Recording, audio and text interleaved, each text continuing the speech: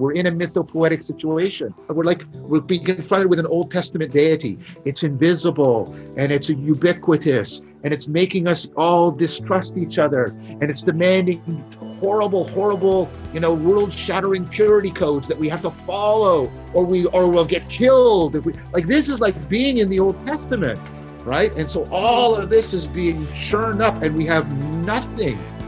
And it's deep in our cognitive heritage, in our cultural heritage.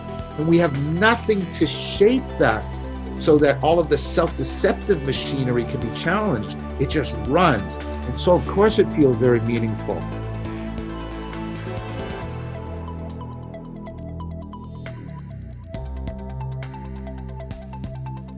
So, welcome to the Multiversity Project. Today we're having John Vervaeke on to talk about mythology, time, and faith as they relate to the coronavirus and its interaction with the ongoing meaning crisis. So thank you again for coming on our show, John. Oh, it's a pleasure to be here. I enjoyed my last time, so I'm looking forward to this. Yeah, we're really psyched that you were able to make it back on. Oh, for sure. I like what you guys are doing. It's good work. Thank you. Thank you.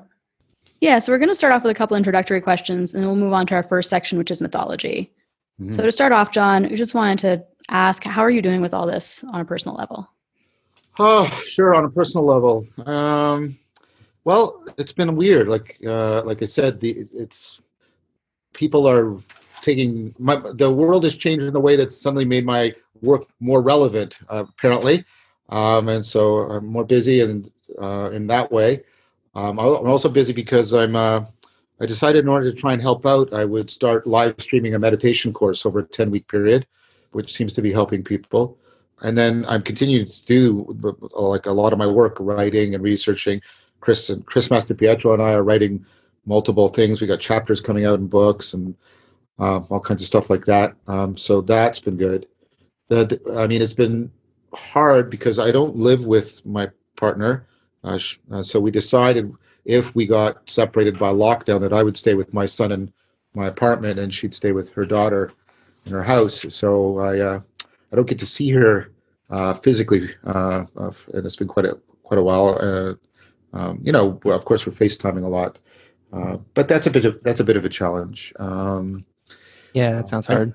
It is hard, but in some ways, it's been good too. I used to talk about how people say you want to see how a relationship's going, or if it's going to be a good one, paint a house or go on a trip. But it looks like go through a pandemic together is a really good test too, because we are discovering.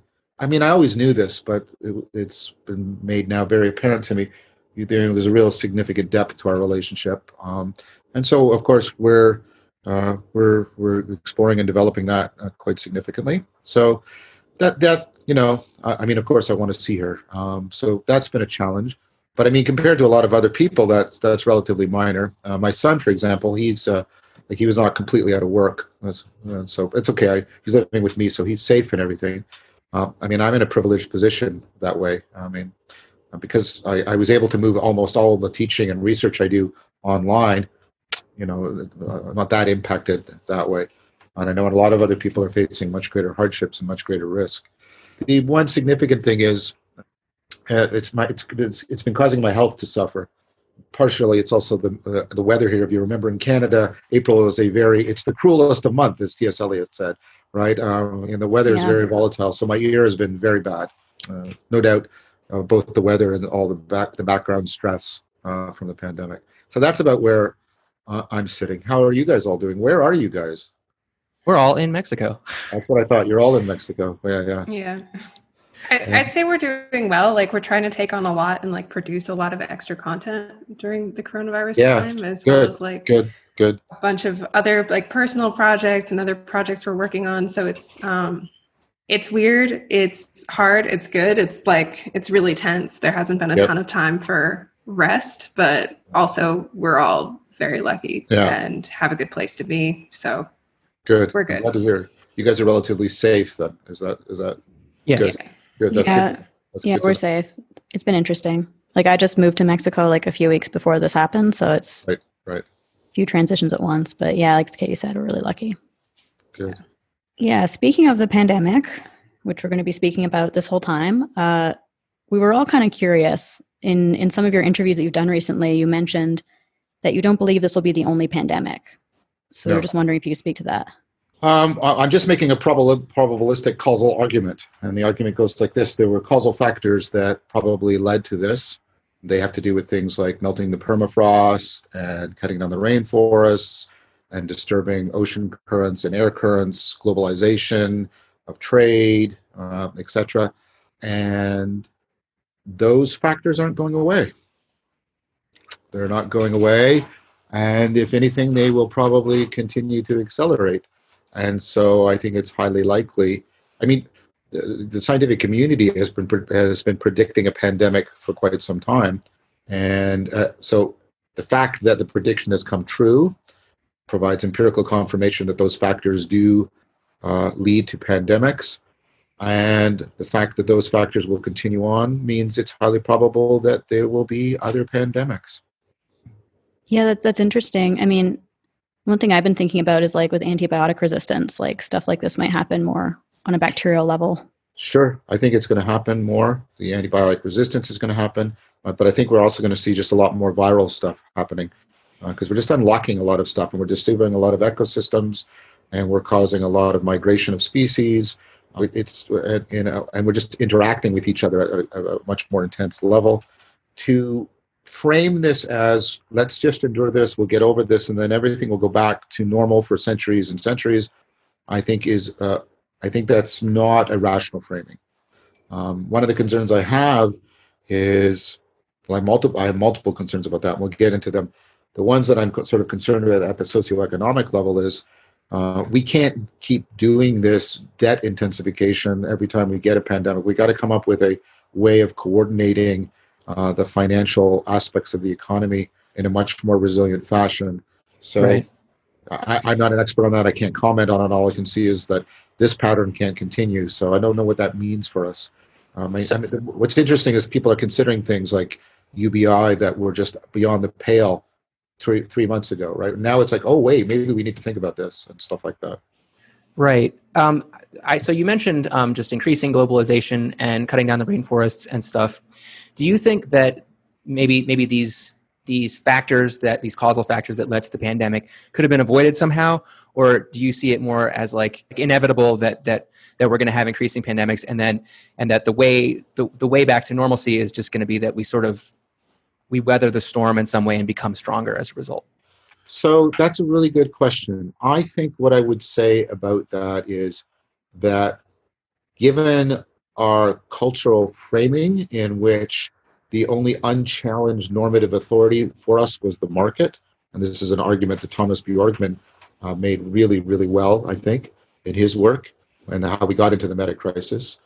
I think as long as we have a homogeneous, monolithic normativity like that is, in a sense, abstracted from the environment, I think that, therefore, pandemics are going to be inevitable.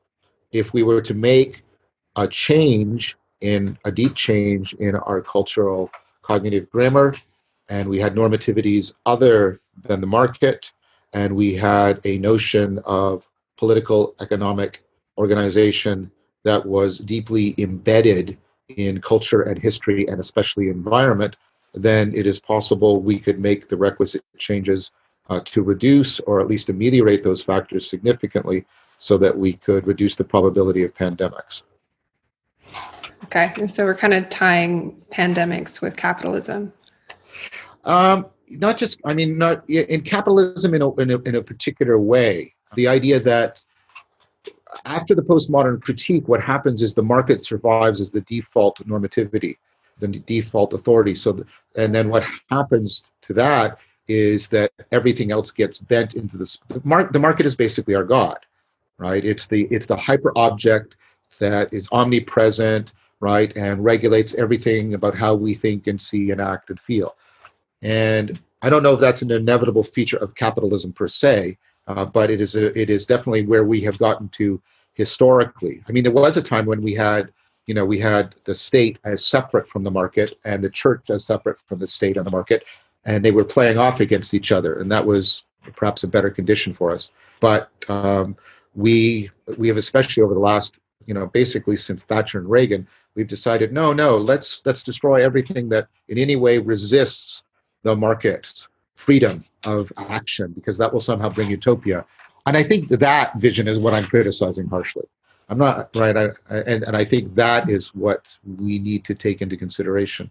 And I think what's happening is people are realizing, wait, a lot of that service that I did for the market, it really didn't add up to anything.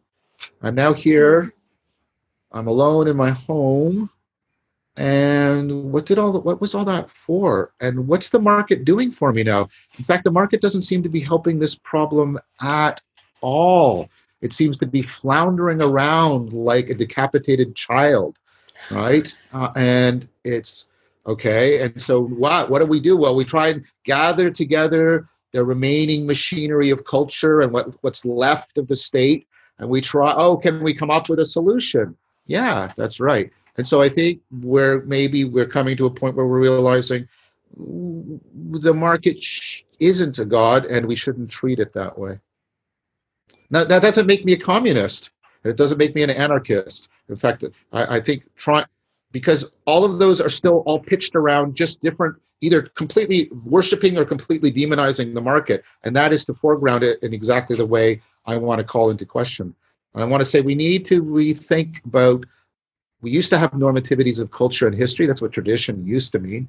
And we used to have normativities around spirituality. That's what religion meant, and meaning making. And we used to have normativivities around, reflection and the cultivation of wisdom.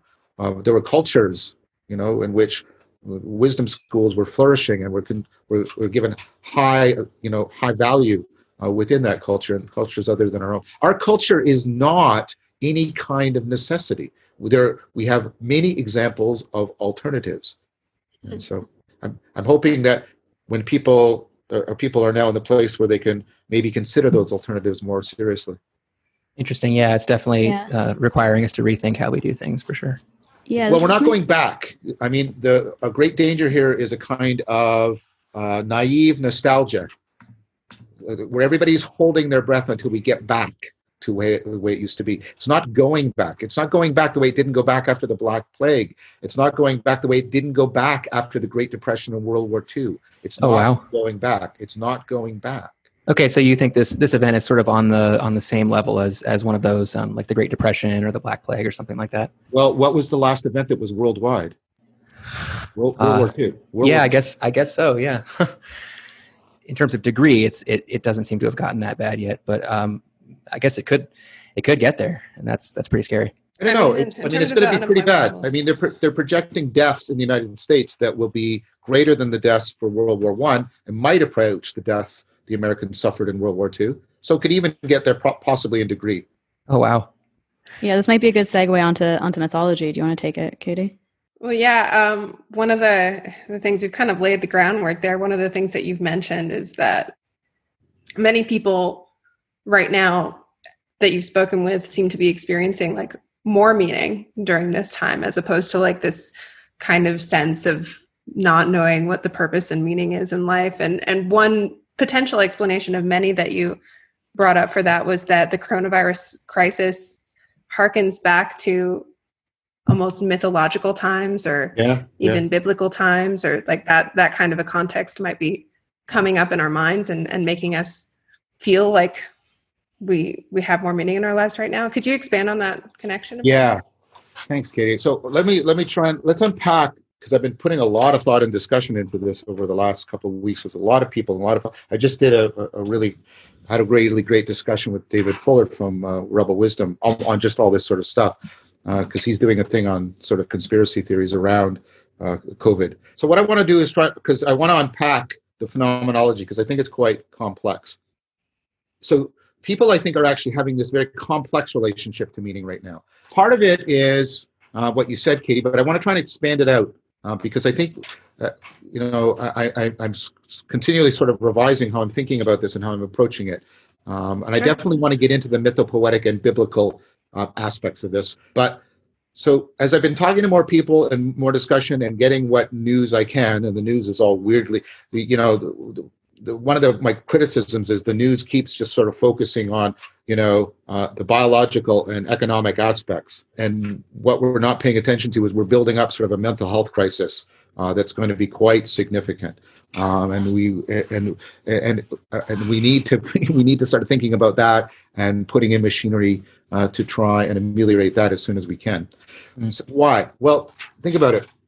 In some of the work I did with Chris, and Chris and I have been working a lot on this together, Chris Master Pietro, we're going through domicide.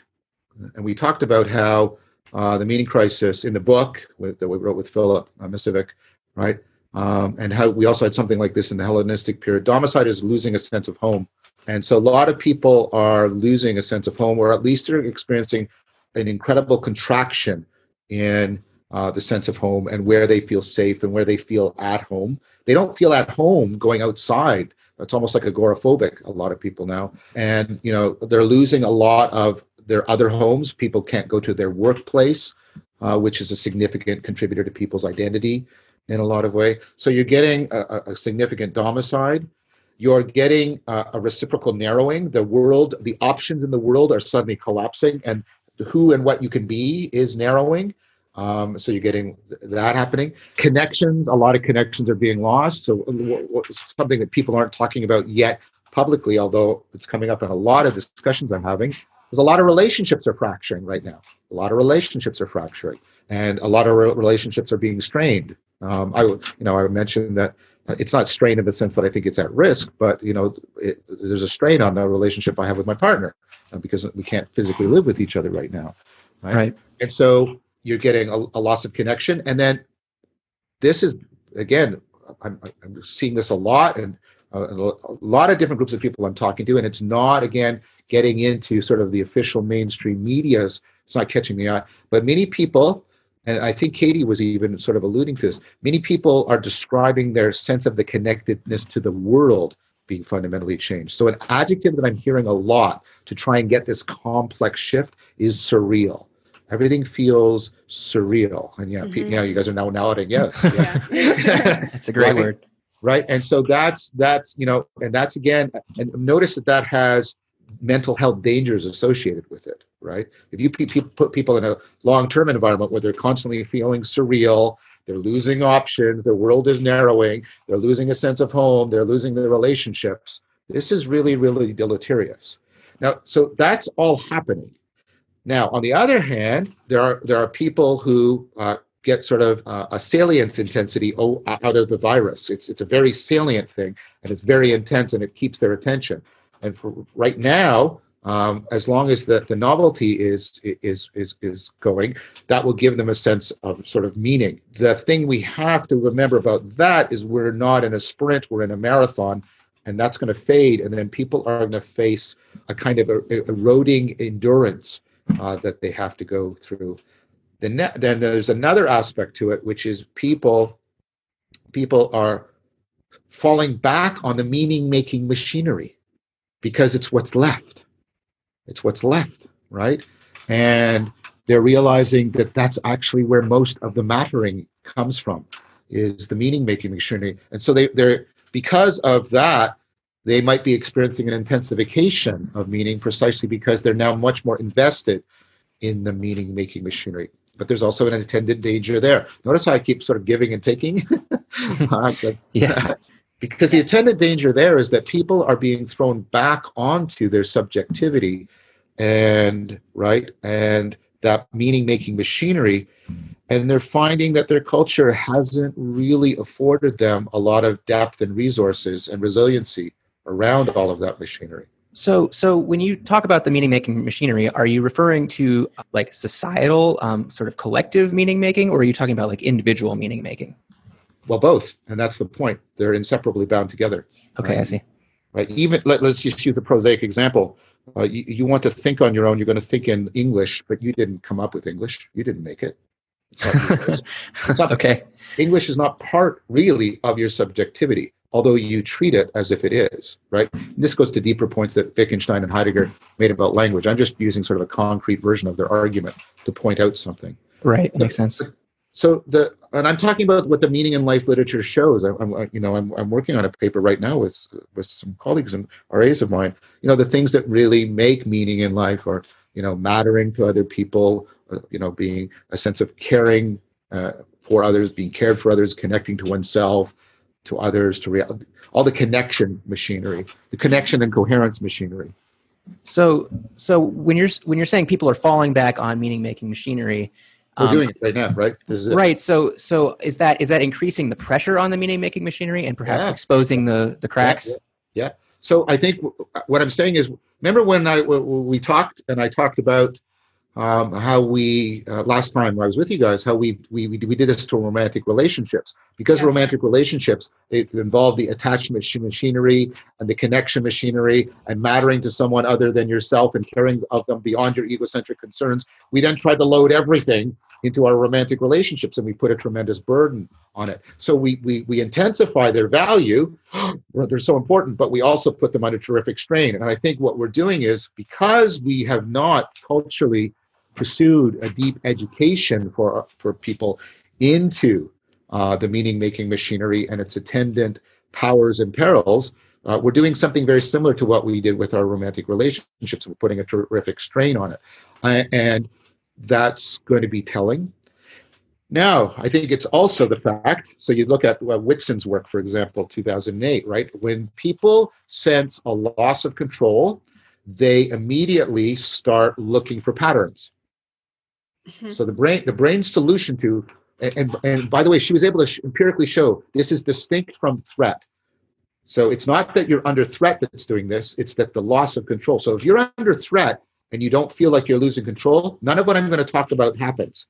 But if you perceived loss of control, then what the brain starts immediately doing is looking for patterns.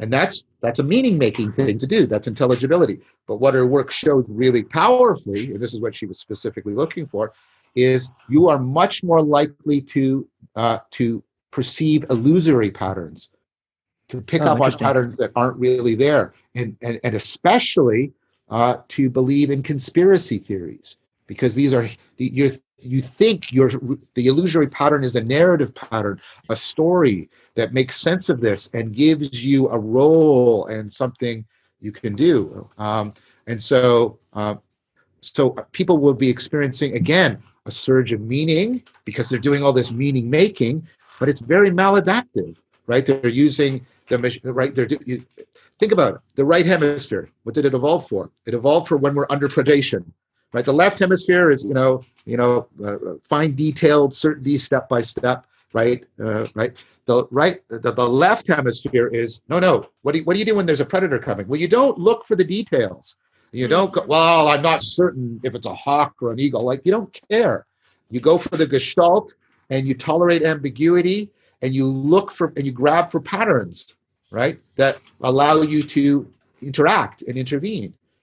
Interesting. So the right hemisphere is sort of activating when we lose control. Of course it is. The right hemisphere is activating very much. And this is the hemisphere that is much more oriented towards sort of mytho-poetic ways of thinking, mytho-poetic ways of action. This is adaptive. Your agency detecting machinery that's always looking for agency. It's adaptive because it misfires a lot. You see faces in the clouds and faces in the trees, and right, and it misfires a lot, but it doesn't cost you much if you're back in the environment in which we evolved. But if you miss an agent, you're going to miss food, or you're going to become somebody's food, or you're going to miss an enemy, or you're going to miss an ally. So all of this adaptive machinery, it's kicking in, and it's finding patterns, and that feels like a lot of meaning being made because it's the adaptive machinery that gives us a lot of our interactional intelligibility. But precisely because we are, if you'll allow me this, and I'm happy to unpack it because I'm saying it to be provocative, but because so many of us are sapientially and religiously illiterate, when all of this mytho-poetic machinery comes up, we have nothing through which we can reflectively monitor, manage, and shape it so that it is more rationally disposed towards ourselves, each other, and the world. So it just comes out, and it comes out feeling so right because it's so adaptive and so compelling and is turning that nebulous, anxiety-producing chaos into a workable narrative with a workable villain, right? And think about how this is exacerbated by the very situation. We're in a mytho-poetic situation. Zach Stein is completely right about this. We're like in the we're being confronted with an Old Testament deity. It's invisible and it's ubiquitous and it's making us all distrust each other and it's demanding horrible, world-shattering purity codes that we have to follow or we'll get killed. This is like being in the Old Testament, right? And so all of this is being churned up and we have nothing. And it's deep in our cognitive heritage, in our cultural heritage. And we have nothing to shape that so that all of the self-deceptive machinery can be challenged. It just runs. And so, of course, it feels very meaningful. But it's, in a sense, also something that is going to be long-term very destructive of meaning. John, go ahead. Just saying, like what you're describing now, combined with some of the mental health factors you were discussing before, like it's sounding a lot like psychosis to me. Yeah. Yes. That's exactly. So Crispy and Barrick actually argue that in their Behavioral and Brain Science article, that you can put people on a continuum for salience landscaping. They called it the autism. You take these with like this, okay? Autism and psychosis. There are people who are very featurely oriented, that probably have a left hemispheric dominance, right? They're featurely oriented. They need to do things very algorithmically. They work under standards of certainty, right? And you can see why that helps to explain a lot of features of some of the subpopulations of autism. That's why I think they chose that term. And then psychotic people are the opposite, right? They tend to find connections and patterns. They're super gestalty, where there are none. And what we've lost is what we need, right, are that combination of the training of our aesthetic sensibility, so we can sort of what we need is like this, the artist sage. So the mytho-poetic stuff is appropriately being shaped in concert with the training of wisdom. We've lost that. We don't have that, which is unfortunate for us. Now, such a thing is possible. I hold out, Socrates and the Platonic dialogues. The Platonic dialogues, you can't separate the argumentation from the artistry. And you're not just presenting alternative arguments, you're presenting alternative ways of life, ways of being. And let's remember, Socrates is doing his shtick when Athens is literally under siege by Sparta. There has literally been a plague in Athens, and it has literally killed the leadership of Pericles. And yet he's doing all of that right there and then. So I'm not talking about some utopic fantasy. I'm talking about a reality that actually happened, but we are not doing it. We don't have it now. Oh, wow. Yeah, sorry, wow. Go ahead, Ariel. Maybe we can move things into like how we hope things can go, or how things can maybe go in a more positive way with this artist sage kind of figure. Like you mentioned in your conversation with Christopher Mastropietro and Andrew Sweeney about how you think that myth is going to come to the fore during these times. Yep. Like what do you think that's going to look like? And in particular, like what kind of myths do you see emerging? Well, I mean, some of the myths are they're throwbacks. I mean, I think conspiracy theories are a kind of mythology. They are. People are seeing patterns that they think give a narrative explanation. And so conspiracy theories are now blossoming and they're taking off and they're going to be dangerous. Apparently, some people are burning the towers for a 5G network in England because there's a conspiracy theory that the 5G network is actually emanating the virus in some fashion. And the fact that they're burning towers, can you feel how medieval that is? Can you just feel it? Yeah, towers burning. Very medieval image for sure. Yeah. And so we're enacting mythology. And I think other mythological ways of thinking are going to come to the fore in connection with that, that what kind of an Iron Age mythology, or even a Bronze Age, maybe even a pre-axial, where the gods are sort of the invisible, ubiquitous, chaotic figures that slam into our life willy-nilly and demand really, stringent purity codes from us. So apparently, various versions of fundamentalist Christianity are now trumpeting that we need to repent And we need, and that's going to be the solution. Wasn't the solution for all the previous plagues, so I don't know why they think it'll be a solution this time. But that's definitely going to happen. So I think that's there. But part of what, especially the conversation that I just had, there's a couple conversations I've had, one yesterday and one that's coming out of my channel today, with Zach Stein and Andrew Sweeney, because Zach wrote this amazing, I recommend it highly, the essay, A War in Heaven Broke Out, where he talks about how people are being thrown into sort of mytho-poetic ways of thinking because we're falling back on sort of our most comprehensively adaptive pattern detection machinery. That's how I would put it. I don't think Zach would disagree with me. And that we need to properly remember, because we have deeply forgotten, that education has to be much more broad than a narrow training of a very small part of productive rationality so that we become good producers, consumers.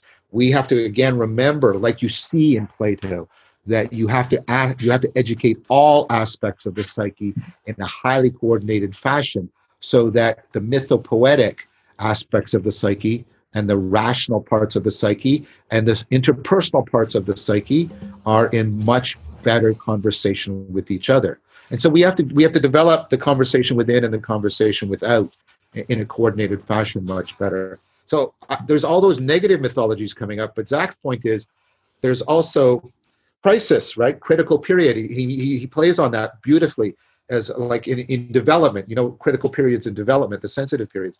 And he says, we're in such a critical period.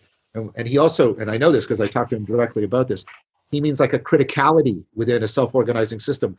I call it, we're in a meaning Kairos. We're in a situation where this mythopoetic stuff is coming up. But, like I said, we don't have the proper literacy or set of psychotechnologies for appropriating it appropriately. And he's recommending that we have the opportunity to reappropriate this mythopoetic stuff and integrate it through a more comprehensive educational strategy with our reasoning capacities so that we, like Socrates, we can start to seriously play with new ways of being. Remember, Socrates brings the axial revolution into Greece and it permeates out. That's a new way of being, a fundamentally new way of being. And Zach's point is that mythopoetic stuff coming up is a really good diagnostic that we are in a liminal period where if we were to do the right kind of educational program, we could open up new ways of being. What does that mean exactly? Like, what is he talking about? Public education and education in schools? Is he talking about like the types of conversations that you and others and we've been having online? That's excellent. And what I need to know more. I need to read his book. And so I've only had a few conversations with him and I've only read the essay. But what I can gather from those conversations, and Zach, if I misrepresent you, I apologize. I invite you to correct me. He's such a sweet, my gosh, it's wonderful to talk to him. He's oh my gosh, his conversational presence, I love talking with him. But anyways, I think, Katie, what he's recommending is a reconceptualization as fundamental as like what Socrates is doing with the Axial Revolution, where all of those boundaries and distinctions you just mentioned are challenged. That sort of structure of intelligibility is undermined in some significant way. So he talks about the fact that we are not de jure, but de facto, we are already decentralizing education massively right now. And the lines between, government-sanctioned education and, entertainment stuff that people are doing, that's all massively blurring. Like what's going on at Rebel Wisdom, for example? You have this huge thing and all these people talking, and there's scientists and intellectual. Like, is that education? Well, yes, but it's not right. Yeah. But it's right. And so he's talking that's what he means. He said, we're already doing it, but instead of just letting it unfold, we have an opportunity here to say, wait, let's not give up this. Let's institute it in some way. And remember, people did that after, the Depression and World War II. The stuff they put in place, the changes they made, right? Some of those people said, no, we're not going back to what it was like before this. We're going to keep these changes in place. Now, there were also countervailing things, because there was also a huge nostalgic thing. And so there was a battle. So you know the whole thing in the 50s about trying to get women back into the home, right? Precisely because why did they have to do, and clamping down on movies, like clamping down on film noir, right? Because there was an attempt to, well, let's permeate these changes and make them the new way. And they partially succeeded, but there was resistance and they partially failed. And I think what Zach is saying is we're facing a similar situation with respect to education. We need to re-see education in light of enculturation rather than just in the light of facilitating market functionality. Yeah, I completely agree with that education needs to be revolutionized and decentralized, as you mentioned. Actually, that was kind of my original vision for this channel. We originally called it higher dimensional education. As you said, like just having conversations with knowledgeable people can be very educational. Yes. And a lot of times, the way that I envisioned the decentralization happening is, well, instead of having this top-down thing where there's this source of all knowledge, and then there's the kind of elders, and then there's the people that, and the information and the knowledge flow in one direction generally. Right. Yeah. And the way that I see it working in the future is that the teacher, everybody's a teacher basically. Like you learn something from somebody who's knowledgeable, and then you immediately go and teach that to somebody else. Well, let me play with it a little bit more if you don't mind, because notice what you're doing. You're saying, okay, so the Iron Age hierarchical model, we need to put that aside. So, but let's pay attention to what's actually already happening. So think about how the internet is organized. It's not organized hierarchically, and one of the things that's happening is the attempts to start that have now been sort of fractured. The virus exactly has given us that, which is sort of a silver lining, I suppose. So how is the internet organized? It's organized as a massively recursive, dynamical small world network. It's a small world networks, a small world networks, a dynamically recursive. Exactly the same kind of adaptive structure that your brain has. Yeah. We could instead of just the medium is actually like our brains are in deep conformity with how we could be using this medium for educational purposes. Yeah, I completely agree. as the closer that we can get the internet to model what our brains are already doing, the smarter hopefully the internet can become. Well, that's definitely the case, but also the fact that we're cyborgs. We always have the capacity to also conform ourselves to our emergent technologies. Now, this is a hyper object, to use Morton's term, technology. It has almost like a godlike status, right? And so our relationship to it is going to be very, very profound and comprehensive as we try to conform to it. But as I'm saying, what if we realized, hey, things actually can work and they don't have to belong to Iron Age hierarchies in order to work? What if we really realized that? It's already happening, and it's the way our brain is already set up and ready to work, and it would love to be moving around, right, in dynamically recursive small world networks, because that's what it likes. That's how it works. So what if we really opened that up as a way of life, rather than just something that's technologically happening in the background? What if we said, wait, we really don't have to have hierarchical organizations to make things work well? Well, yeah. I mean, I would say something like the internet, I do still see hierarchies. It's just that the hierarchies are flexible, and there's like feedback loops within the hierarchies, like you're saying. Like it's I mean, if you're looking at a forum or something like that, there's not much of a hierarchy. But if you're talking about like YouTube channels, there's a person or people who are kind of leading a conversation, but then what they're doing is influenced by their commenters and is influenced by the guests who have their own kind of nodes that are influenced by their commenters, which are also influenced by their guests. But there's all these mini hierarchies going on all the time. I would say it's not really like getting rid of hierarchy, but more just like forcing the hierarchies to constantly adapt and re-justify themselves. Otherwise they disappear. But are they? I want to push back on you because, I mean, a small world network isn't amorphous. You have centralized hubs. right? So you have things that are larger in the network because they're hubs. And that's what, but it's that there are multiple hubs and they shift around, and the hubs are dependent on their, right? So a small world network has, it's not, it's not an equity structure in which everything is getting equal input and output. That's not what a small world network is. That's not what your brain is either. So think about even the YouTube superstars, right? They're always in that. Even those hubs are dependent on how they're connected to other hubs that are connected to other networks, and it's constantly shifting around. That's a lot different, So let's take a classic example of a hierarchy, like feudalism, right? Right. The whole point of that structure is stasis. The whole point is, conserving, because you're in a scarcity situation.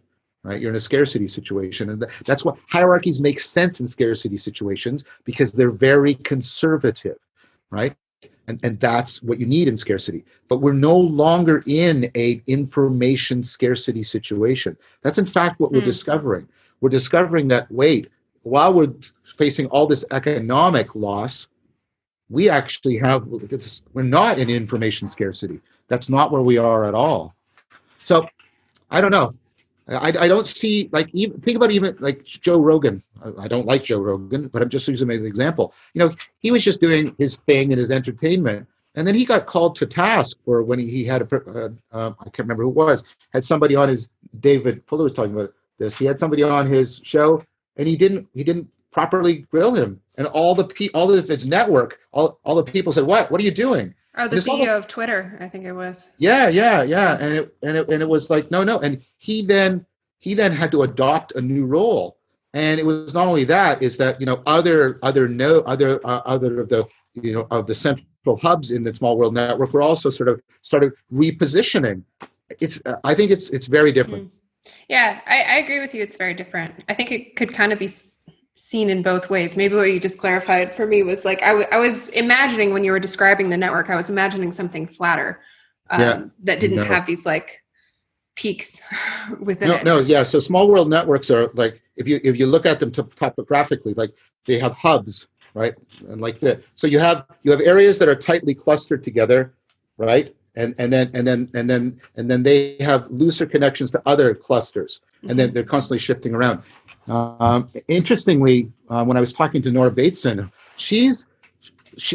okay, let me talk about her, because this is an example of exactly what I'm trying to talk about, how we can change the education. Okay. So, and I'm hoping that she and I get to talk again. We really hit it off. She's actually the daughter of Gregory Bateson. I don't know if you guys know. He's one of the founding figures of complexity thinking and stuff like that. Yeah. His son, Eric Vatikiosis Bateson, actually designed my program at UBC. He was amazing. He's an amazing professor. Yeah. So she has a thing that she calls warm data labs. And I'm really interested in it because of the project I'm doing on dialectic and dialogos. But think about, and Katie, I'll show you what I mean. So what you do is we have a whole assembly, and then, a few people speak, or else we have sort of here's the speaker, and it's a hierarchical. Now what you do is you break everybody up into groups, small groups, and each group goes and talks about health, right? But what happens is individuals from group, like if I'm in this group, at some point I might get up and go all the way over to that group and then join that group. So I'm this disruptive, right, figure. I come in and I disrupt that group, and then they reconfigure. And so what you've got is you've actually got a small world network that's constantly dynamically reconfiguring itself. And what's really cool about that is you get like a distributed Socrates. There's no one person that's taking the role of Socrates, but the system is set up to constantly provoke itself and disturb itself and disrupt itself. And you get this dynamical small world network. And when people come back to the group discussion, they've got sort of this deep understanding of the topic. That sounds like the correct way to design a really good party. I'm really bad at parties, so I don't know about that. But she's getting a lot of success with it. What she means by warm data, by the way, is many of the issues we're facing are dynamically complex, and we are immersed in them. And so we can't rely on sort of cold data, abstract. We have to rely on warm data that's in process within the complexity. And so she's trying to, and you can see why I'm so interested in this, because this is a way, I think, of trying to get, a virtual distributed Socrates into these situations without somebody necessarily having to be the complete figure of Socrates. And that's what I mean, right, by a dynamically recursive small world network. Okay. Yeah, I like that. I see where you're going now. So I'm just slightly unclear on the definition of warm data. Yep. What does that mean exactly? So I guess the inspiration, I think this is right. You think about like ethnographic data, like what anthropologists do. So the idea is you can't study a culture from the outside. You have to go there and you have to go through the difficult process of enculturation, because a culture is something that you can only know, well, I would say in a perspectival and participatory fashion. You have to be immersed in its dynamics, immersed in its ongoing complexity in order to fully understand what a culture is.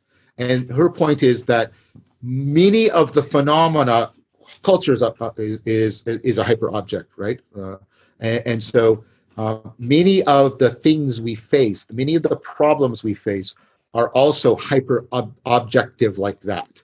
And so we can only understand, and we only can understand them insofar as we are immersed and participating right within their dynamic complexity. I see. So it's kind of like you're going around and trying different perspectives on, and you're able to look at the data from different points of view, and in that way the data is kind of alive or warm, right, or something like that. And so you're doing something much more like the Platonic dialogue rather than the Aristotelian monologue.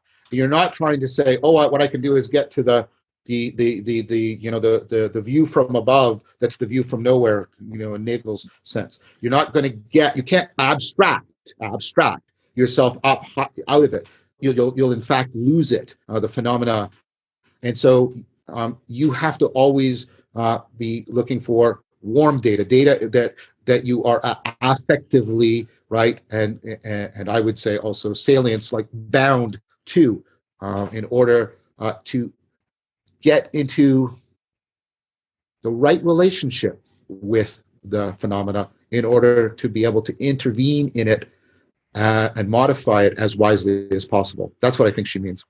That's interesting, and that kind of also connects to something we wanted to talk about in our time section relating to time. Like, while listening to you talking to Christopher and Andrew, you guys were kind of you and Christopher were kind of talking a bit about like how this is changing people's understanding of time or experience of time.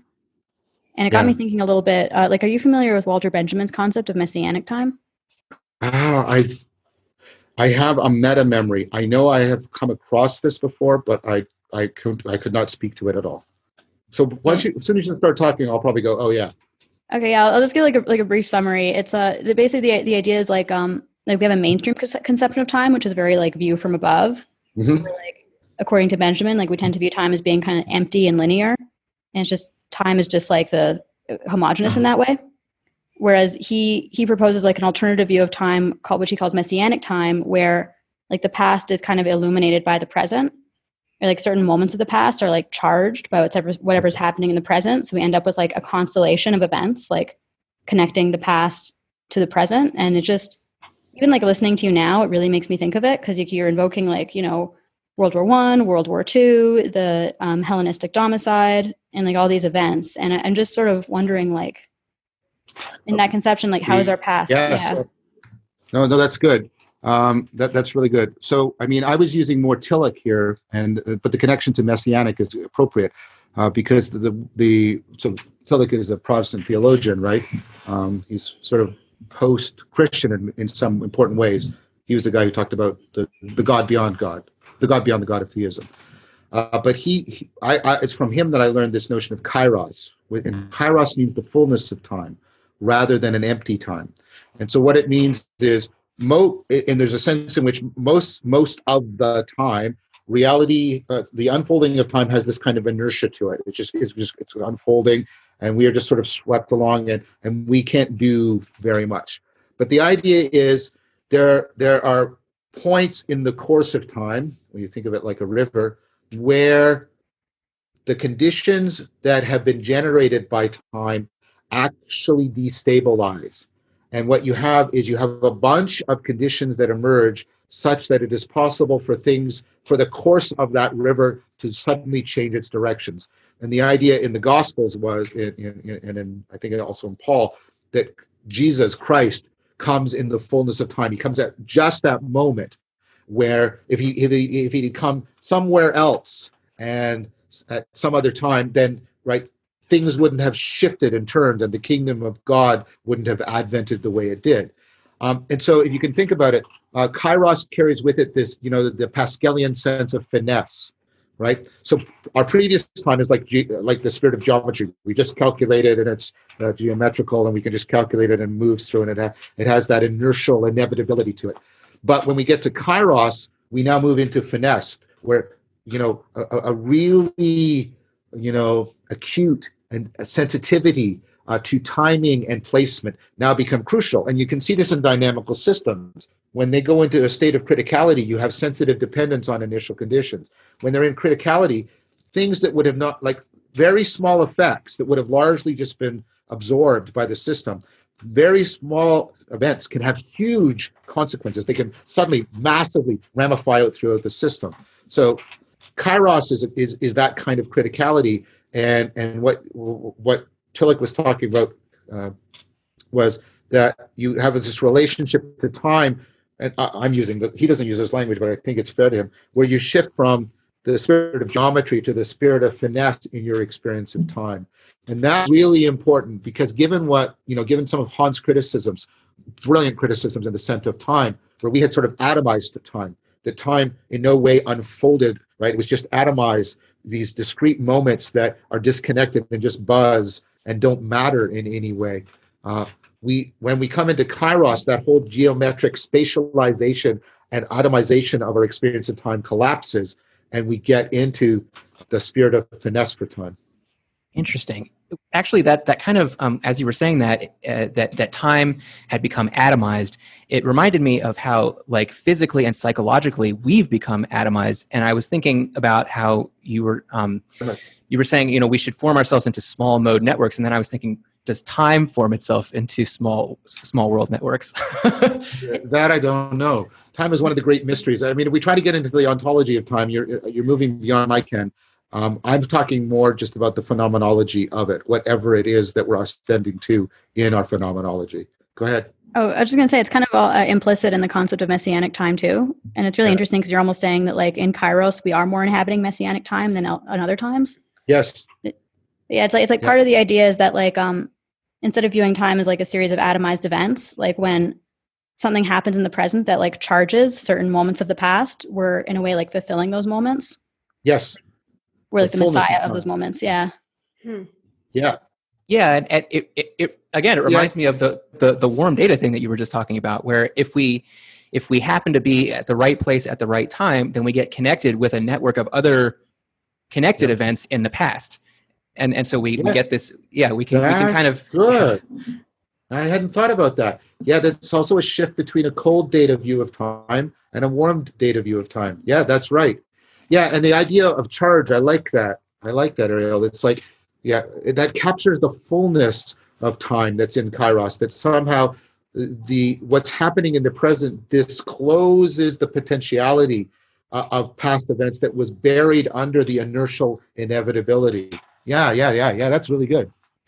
And I didn't come up with it, but... but it's still good. It's still apropos. And you can see why we would then be thrown back on mytho-poetic ways of thinking, because we're moving out of geometrical time into finesse time, into kairotic time. Yeah. And so we're going to look for these sort of deep perennial narrative patterns to try and get the fullness of time. I hadn't thought about that, but those two belong together very deeply, I think.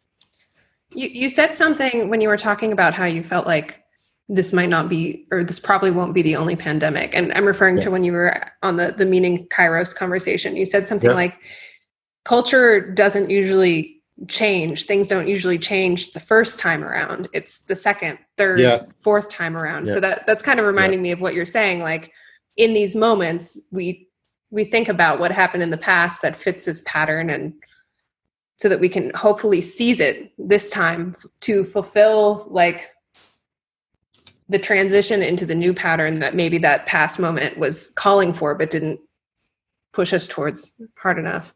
I think that's right. And even that language, again, and this is not a criticism of you, Katie, the sense of being called is, again, a hearkening. right? This is a religious sensibility in an important sense, and that and you're bringing up, I think, the appropriate sense of prophecy, right? The prophet is not somebody who foretells the future, but picks up on the Kairos right now by appropriately picking up, I'll use your language that you gave to me, picking up on the charge from the past, the charge. And remember what that initially meant. It meant, a call given to you, a demand placed on you, right? You're charged with something. And so I think we are coming into, in that sense, and I hope people do not misunderstand me, but in that sense that I've tried to articulate very carefully, I think we are coming into a prophetic time. Cool. Jordan Hall talks about something, I'm not sure if I'm going to use his language exactly right, but he talks about something like attractors. Like there's a system that's kind of revolving around and like working with a certain attractor, but there's always new attractors springing up all the time. And like sometimes a crisis happens. And in those moments, patterns that are being like revolving around the new attractor are revealed. So like, I'm imagining like that attractor could be something like the call. Very much. It's a hyper object that is exerting, calling us to a new way of being. But our relationship to it is one of finesse and of warm data participation. We can't sort of calculate our way into it. It's not going to happen.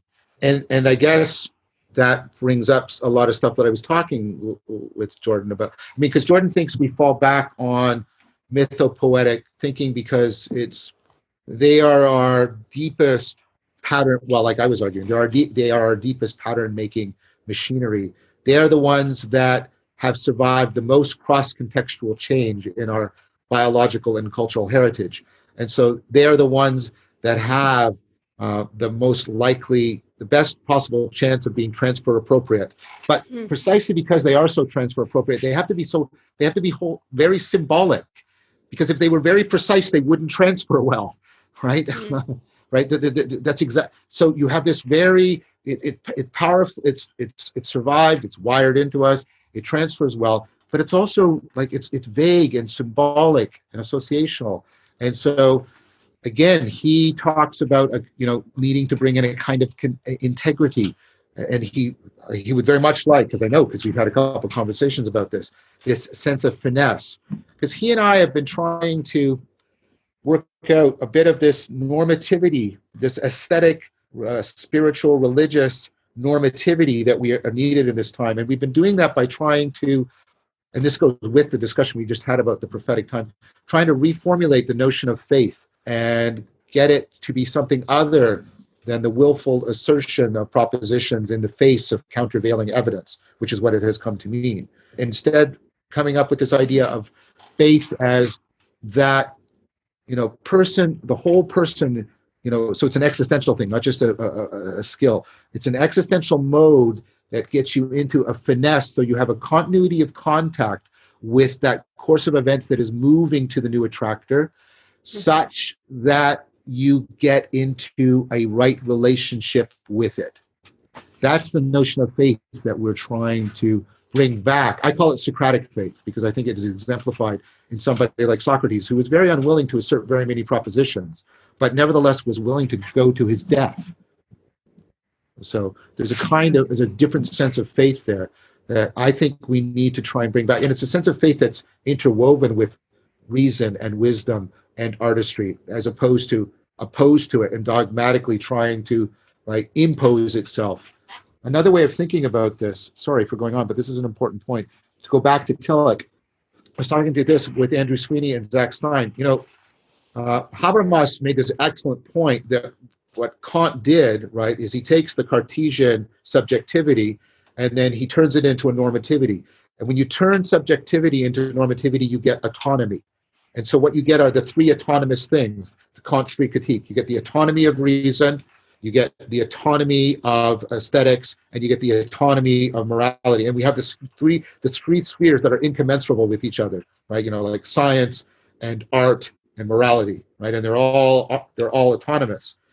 And then Tillich has this criticism, he says, Well, the advantage of autonomy is it gets you out of heteronomy. Heteronomy is when some foreign authority tries to impose itself on you. Tillich uses the biblical image of like demonic possession. You're controlled and possessed and manipulated. And so we brought up a defense of autonomy. The problem with our normativity of subjective autonomy is that it has led to disconnection, fragmentation, the meaning crisis, et cetera, et cetera. And Tillich is responding to that in The Courage to Be, which is another way of talking about the faith that I'm talking about, the courage to be. But and in his work, he proposes, especially in the systematic theology, he proposes that beyond heteronomy and autonomy is what he calls theonomy, which, the normativity of God. But of course, he means the God beyond all possible gods. He doesn't mean like traditional religious authority. What he means is exactly what I'm talking about. I see it when I'm in the circling practices with people. In that dynamically recursive small world networks, dynamical system, this third factor appears. People start feeling that there is something above and beyond them individually, and they start to. It's funny. I was talking to Taylor about this yesterday, the guy who does the authentic relating in Toronto. All these secular people start using religious and spiritual language to talk about this. All of them. But they don't talk about it like a demonic force that has come in.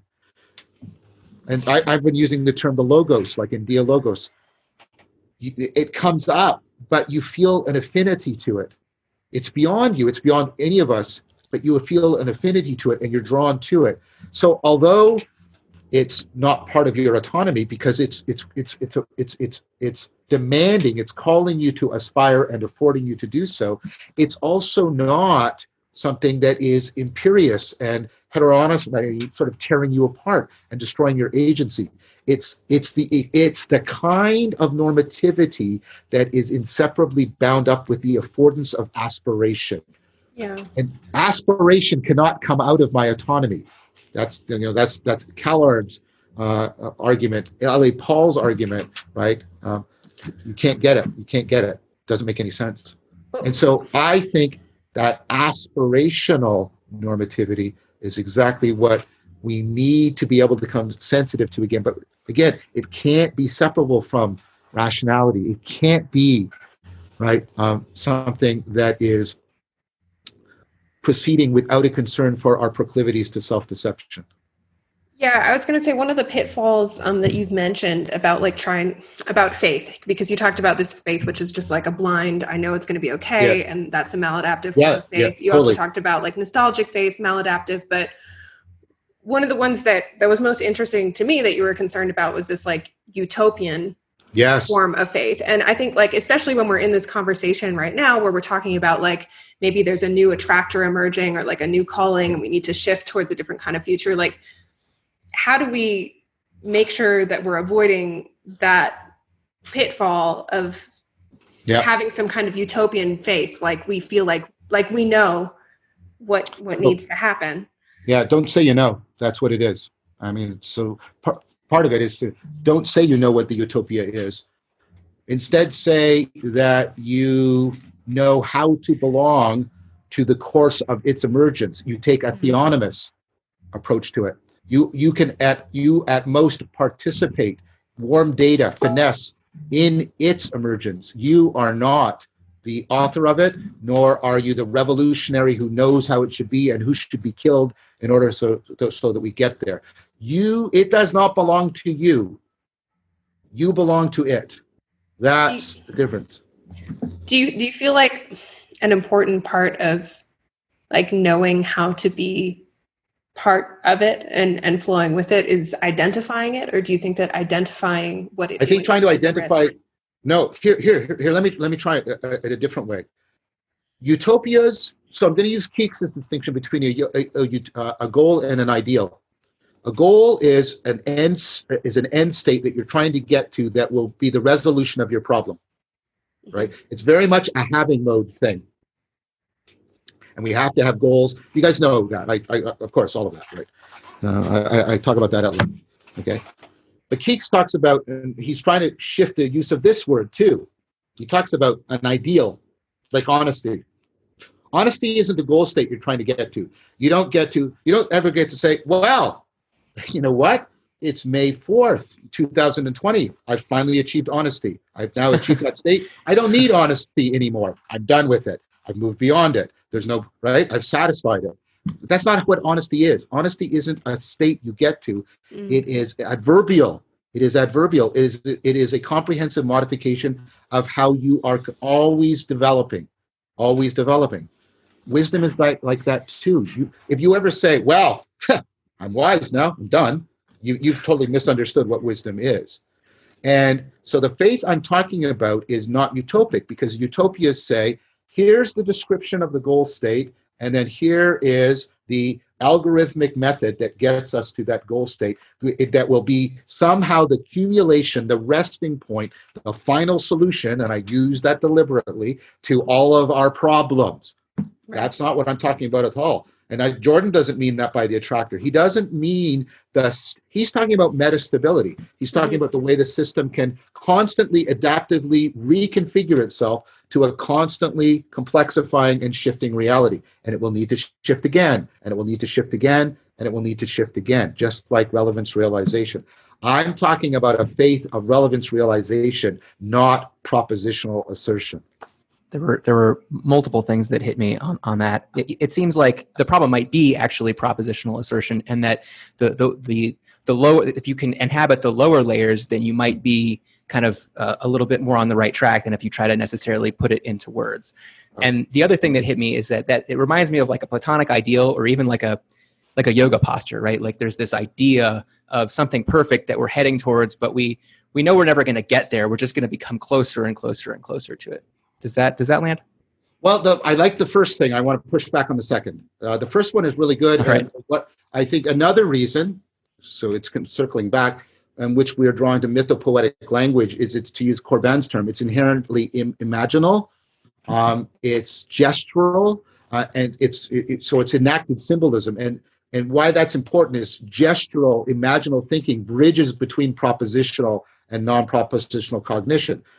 Part of the reason why we turn to mythopoetic ways of thinking is because we can simultaneously engage, propositional and sub-propositional, or non-propositional, as I prefer to say, forms of knowing and being. And so that's why that comes up. So I think that's right. Now, the problem we've had with our history with mythopoetic discourse is we literalize it and fundamentalize it. And then we remove it from actually being embedded in all the non-propositional stuff. And we actually lose the religio, the connectedness, and our faith just becomes the assertion of proposition. So I agree with the first one.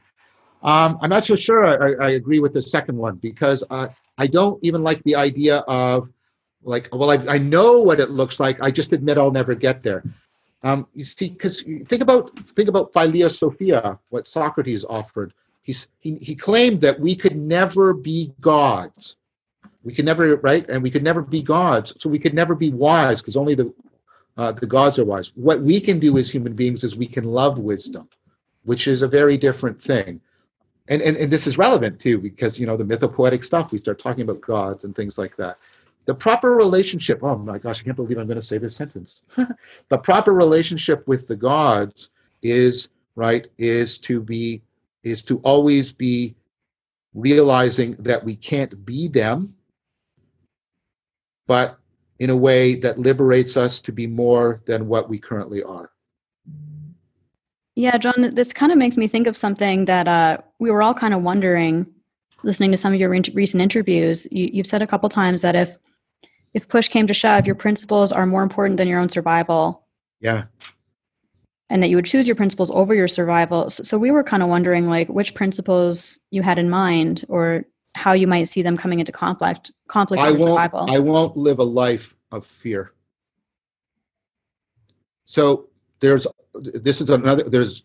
have sunk cost and arguments that unmoor themselves from plausibility, which is like, I take precautions. I'm doing everything that I'm being asked to do right now because I think that's socially responsible. But it's like, well, if it gets to, well, I just can't, because if you do this, then you might get sick and then you might die, and death is like, just the infinite negative, and therefore, even if that chain of events is so improbable, you must nevertheless, right?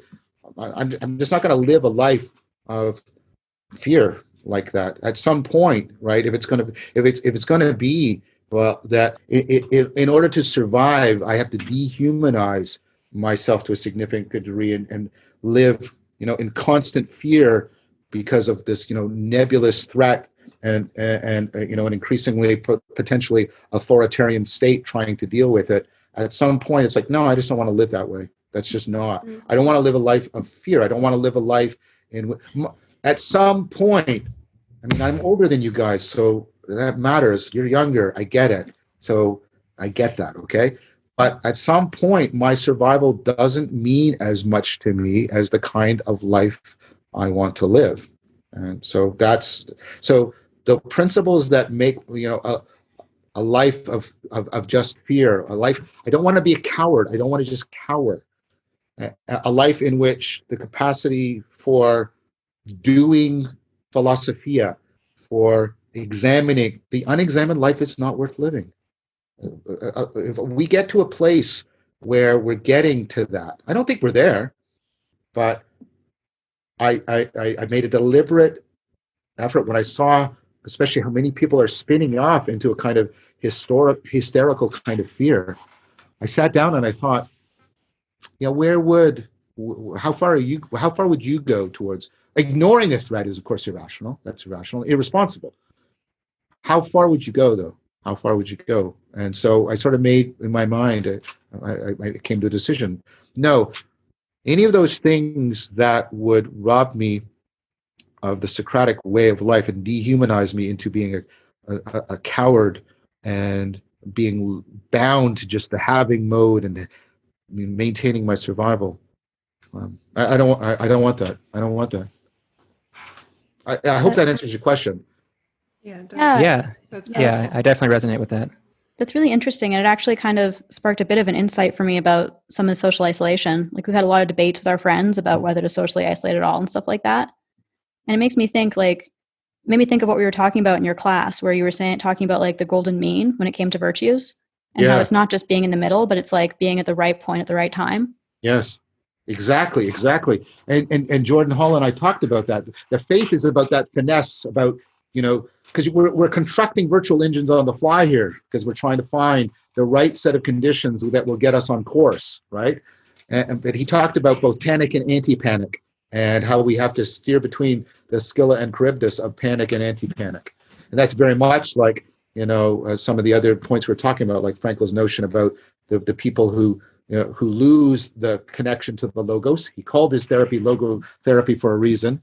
And the people who just give up in despair, they lose the connection to the logos, or the people who just utopically assert, we will be rescued on this day, and I know it for sure. We have to steer between panic and anti-panic. Yeah, it reminds me of the discussion on flow states, where you have you have kind of boredom and you have anxiety, and you have to kind of follow this channel, and maybe that's the correct way to do faith. Yes. This makes me want to bring up another potential goal for myth too, when we're talking about faith, because you said maybe people go back to these myths because they've survived many transitions, so maybe they're the most likely to survive. But also, I was thinking that a lot of really powerful myths, I'm thinking of Jesus in particular, maybe it's bold to call that a myth, but a lot of these myths are about a moment where somebody finessed and rode that wave into the new attractor. And it's almost like a story that in a way could show us a model for how to do this. They do. And I mean, I don't think myth's a bad term. I don't regard it as a pejorative term at all, Katie. And I mean, and Plato in the 7th letter makes it clear that he's mythologized Socrates. He says, I've made him more beautiful. And he doesn't think he's doing anything duplicitous or dishonest in doing that. He thinks that what he's doing is putting Socrates in the form that will allow him to become mythic in the sense we're talking about here, transferable to multiple situations and multiple contexts. And so I think that's exactly right. And this is what I mean. The fact that many people think about it, we just went through Easter, right? And our culture, we're very illiterate about a lot of these myths. We're illiterate about them. That's what I mean when I said we're sort of religiously, and I don't mean just the Christian myths. We're illiterate about a lot of the myths, other axial age myths. Not many people know all the mythology around Siddhartha, Gautama, or Socrates, right? And I got into a great discussion about Rafe Kelly with this, about how we need to reintegrate the hero with the sage in our mythology. We should need to look for the sage hero myths rather than just the hero myths. The problem with the hero myth is, and this is why I'm critical of some of Joseph Campbell and Jordan Peterson, and then Rafe sort of pushed back on me, but then he acknowledged that I was kind of right. So it was a really good give back and forth between us. It's on his channel. Is that the hero myth has become very much in our culture, has become very much reduced to the warrior myth, and the hero is all yang and no yin, and so the mythologies, and we forget that take a look at the Greek myths. For every hero myth, there's a hubris myth. For every Theseus, there is an Icarus, right? Telling us, wait, you can't conquer everything, and don't try to conquer the domain of the gods, because then you're going to fall to earth, or like Phaedon, you're going to be struck down by Zeus, or like Arachne, Athena, the goddess of wisdom, is going to turn you into a spider. So I think we've forgotten all the hubris myths. We've isolated the hero myths, and then we've identified the hero with the warrior. So I'm kind of very hesitant around all the hero mythology. And I think if we go back to integrating the hero with the sage, the heroic sage, like Jesus, like Siddhartha, like Socrates, I think that's a much better choice for us going forward. But that's what I mean about, you have to reflect on this stuff. You have to get educated in it. Just because a myth comes up doesn't mean it's the best. So I think we have maybe about 6 minutes left. Should we do one more question, or should we just do closing remarks? Well, why don't you ask your question, Chris? We have time for one more. Okay. So John, I've heard a lot of talk about digital campfires recently, and how Zoom is kind of reviving the campfire. I guess I started that. was that you? Great. And Brett Weinstein did too. Brett sort of talked about it. Jordan mentioned it to me. Then I was. So it's been a distributed thing that sort of generated. Right. I definitely remember that you had discussed it. I was just wondering. So what is special about campfires? And is it the telling of stories? Is it the dialogos? And do you think that we might see a revival of collective consciousness due to us all doing this digital campfire thing? No, that's good. So notice that how Guy Stenstock named his practice. He called it circling. You circle around the logos, and the logos is like a fire, right? And that's the metaphor that's being used. And Guy's actually explicitly uses that at times. And what we used to have in a campfire is we used to circle. And that's really important. Notice that we are in a Platonic circle here. What I mean by that is it's an abstract circle. We're not actually located in space with respect to each other. So we can't use space to mark out status. We can't. We're like in a campfire. We're circled and we're all glowing, and the center shifts because the zoom will shift, right? Who's on screen, right? And so it's like a campfire. And so we're focused on each other, but we're also focused on this shared space that's constantly like a fire, changing and flickering, and it's literally glowing because it's lighted. And notice how our faces are to each other. If your face was this large on my retina, you'd be very close to me in person in a way that was socially uncomfortable. But it doesn't matter in this medium.